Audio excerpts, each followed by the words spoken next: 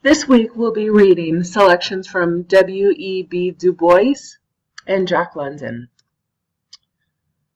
Between me and the other world, there's ever an unasked question, unasked by some through feelings of delicacy, by others through the difficulty of rightly framing it. All nevertheless flutter round it. They approach me in a half-hesitant sort of way, eye me curiously or compassionately, and then, instead of saying directly, "How does it feel to be a problem?" they say, "I know an excellent colored man in my town," or "I fought at Mechanicsville," or "Do not these Southern outrages make your blood boil?"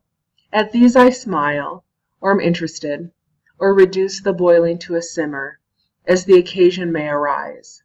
To the real question, how does it feel to be a problem, I answer seldom a word. W.E.B. Du Bois wrote that in his book, Souls of Black Folks. Jack London wrote in his story, The House of Pride, and Percival Ford knew only disapproval of it all. He was irritated by the love laugh of the woman, by the steersman with pillowed head on the white holoku, by the couples that walked on the beach, by the officers and women that danced, and by the voices of the singers singing of love, and his brother singing there with them under the how tree. The woman that laughed especially irritated him. A curious train of thought was aroused. He was Isaac Ford's son, and what had happened with Isaac Ford might happen with him. He felt in his cheeks the faint heat of a blush at the thought, and experienced a poignant sense of shame. He was appalled by what was in his blood. So we're going to start this week by talking about W.E.B. Du Bois. He was a thinker, a poet, a philosopher, a historian, and a social critic. Du Bois spent his career, which spanned more than 70 years, working toward the goal of equality. He was Harvard educated and received his PhD in history in 1895, but he was unable to secure a teaching appointment at a major university. After the publication of Souls of Black Folk, Du Bois became a leader in the Niagara movement, which demanded the same civil rights for African Americans as the white Americans had. Later in his life, he grew disillusioned by the lack of change and progress in the United States and the seemingly endless and never-ending inequity amongst races. He joined the Communist Party in 1961 and, in the year of his death in 1963, became a citizen of Ghana.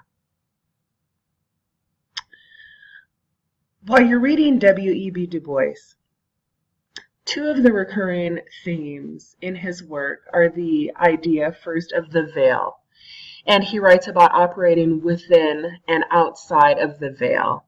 And he also writes about the idea of two-ness. And while you're reading, I want you to think about those ideas. What does he mean by that? First off, what's the veil that he writes about?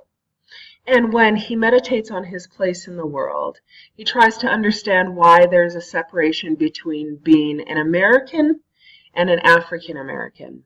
And I want you to think about this idea, this duality or lack of duality that fueled his work in his life. At the end of his life, he had grown so frustrated by the lack of change in American society that he became a citizen of Ghana.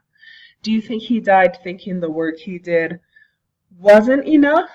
And is there any historical figure now who you can compare W.E.B. Du Bois to?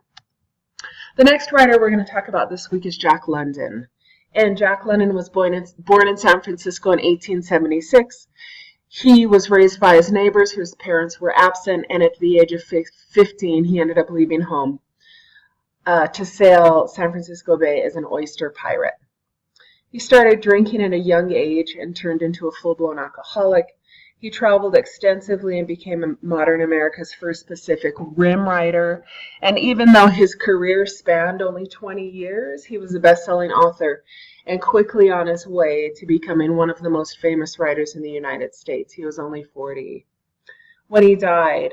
And while you're reading Jack London, I want you to underline lines that you like. Ask yourself what are ideas that he expresses in his work that seem revolutionary to you, And after reading London's work, what are the things that you notice about the way he writes, or the ideas he chooses to focus on?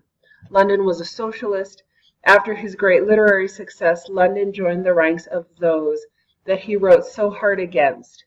He always saw himself as an outsider, and as it was with Du Bois, London himself grappled with the dualism of being an emerging writer, someone part of the naturalist school, and being a best-selling author at the same time. And I want you to think about how this duality plays into his work. Have a great week and enjoy the readings.